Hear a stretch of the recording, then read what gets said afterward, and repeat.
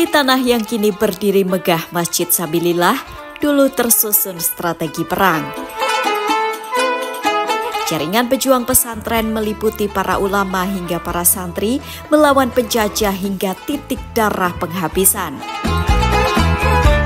Takbir, peluru, dan kobaran api pertempuran. Inilah jejak ulama dan santri pertahankan kemerdekaan.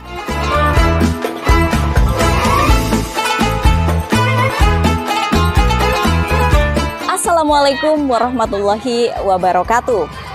Masjid Sabilillah. Warga Malang, Jawa Timur mungkin sudah tidak asing dengan masjid ini. Namun tahukah kamu, masjid ini bukan hanya sebagai tempat ibadah, melainkan juga sebuah monumen perjuangan kemerdekaan Republik Indonesia. Bagaimana kisahnya?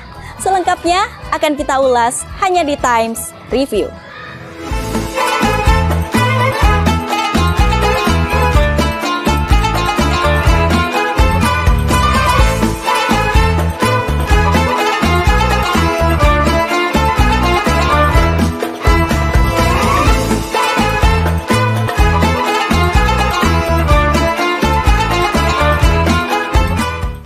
Masjid Sabilillah, Malang, Jawa Timur, dikenal sebagai salah satu masjid terbaik di Indonesia.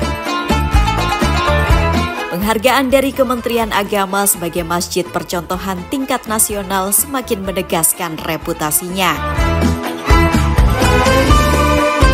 Namun, tahukah kamu, dulu sebelum Masjid Sabilillah berdiri megah, tempat ini adalah tanah lapang yang menjadi markas para pejuang dalam mempertahankan kemerdekaan.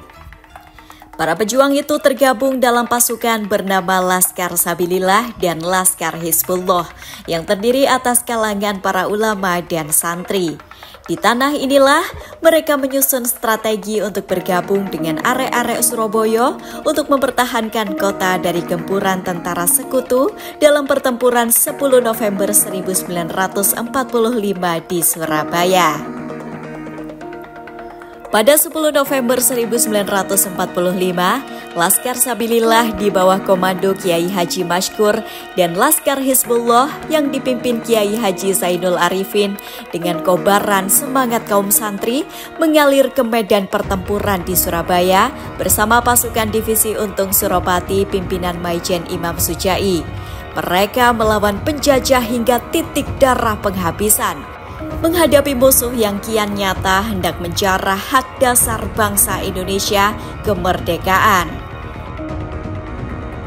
Gelegar bom dan dentuman mortir yang mengguncang, deru deram tank-tank yang menggetarkan tanah, dan desingan peluru pasukan Inggris yang memenuhi udara dibalas dengan perlawanan gigih serta teriakan takbir yang membahana.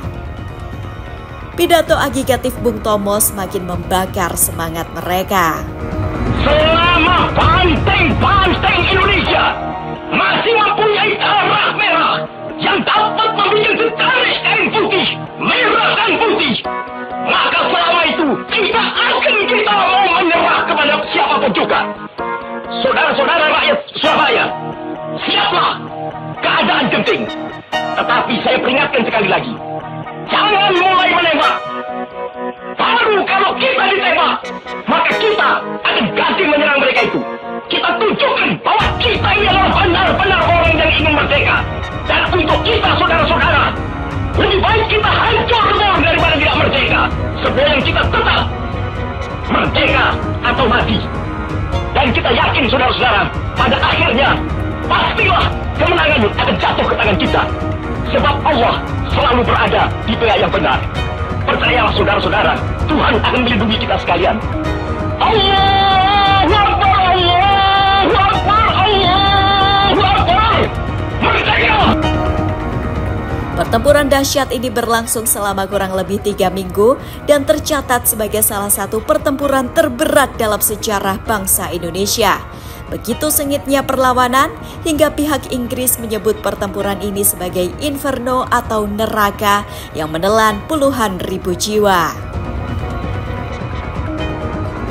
Sebagai penghormatan atas perjuangan patriotik para ulama inilah Masjid Sabilillah dibangun.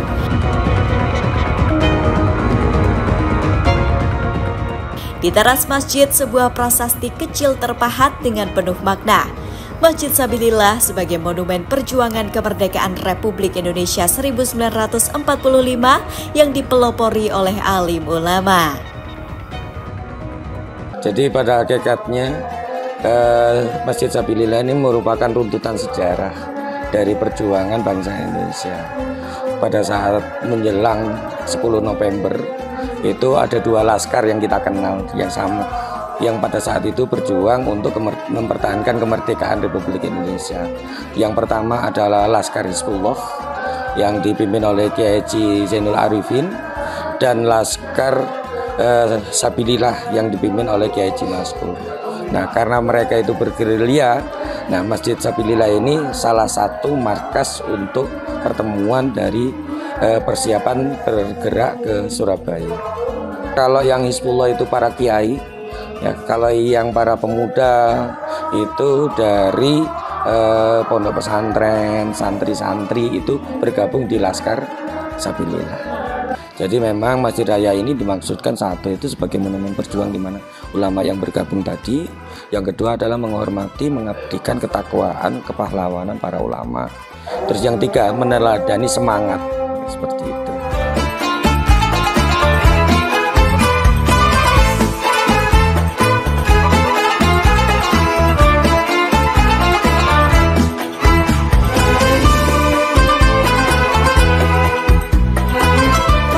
Bangunan dari Masjid Sabilillah ini memiliki makna yang sangat mendalam. Salah satunya adalah jumlah pilar berjumlah 17 yang melambangkan tanggal proklamasi kemerdekaan Republik Indonesia, dan juga jumlah rokaat salat wajib yang dilakukan oleh umat Islam selama sehari semalam.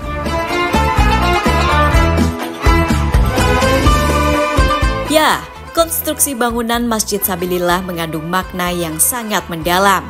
Jumlah pilar di Masjid Sabilillah berjumlah 17 pilar melambangkan tanggal kemerdekaan Indonesia dan jumlah rokaat sholat wajib dalam sehari semalam.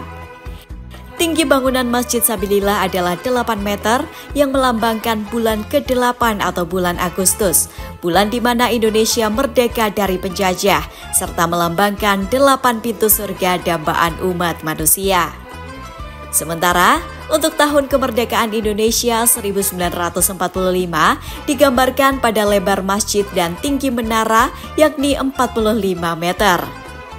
Bahkan, jarak antar pilar masjid pun juga memiliki makna, yakni berjarak 5 meter yang melambangkan 5 sila dalam Pancasila dan 5 komponen rukun Islam. Untuk 6 komponen rukun iman dilambangkan dengan menara masjid yang berbentuk segi 6.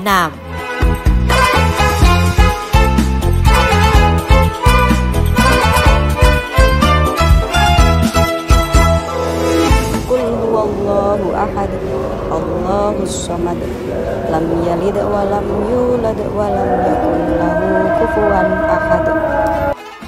Di dalam masjid juga terdapat 9 pilar yang melambangkan jumlah wali songo yang menyebarkan dan menegakkan agama Islam di Pulau Jawa.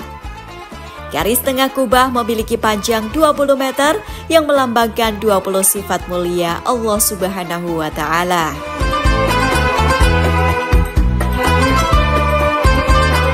Hingga saat ini, Sabilillah dikenal bukan hanya sebagai tempat ibadah saja, melainkan juga berbagai kegiatan untuk kesejahteraan umat, seperti majelis taklim rutin,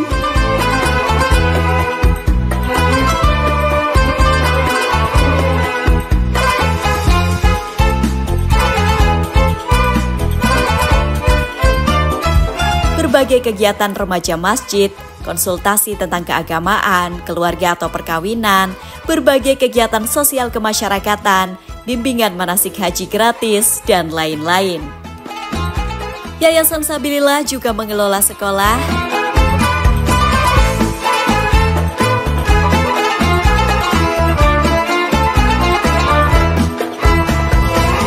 koperasi, hingga lembaga amil zakat infak sodakoh yang rutin memberikan santunan beasiswa duafa, santunan kepada anak yatim, lansia,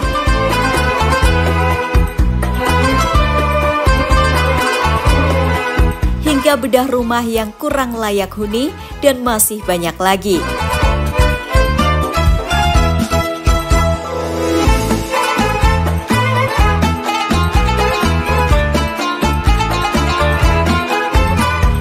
Terlebih di bulan Ramadan ini, Masjid Sabilillah menjadi salah satu masjid teraktif di Indonesia dengan berbagai kegiatan yang menghidupkan suasana ibadah dan kebersamaan.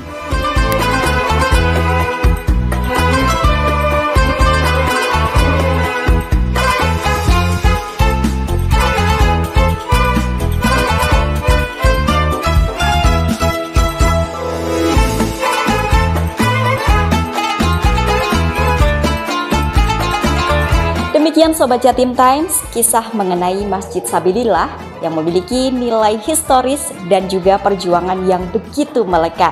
Sampai jumpa di Times Review selanjutnya. Assalamualaikum warahmatullahi wabarakatuh.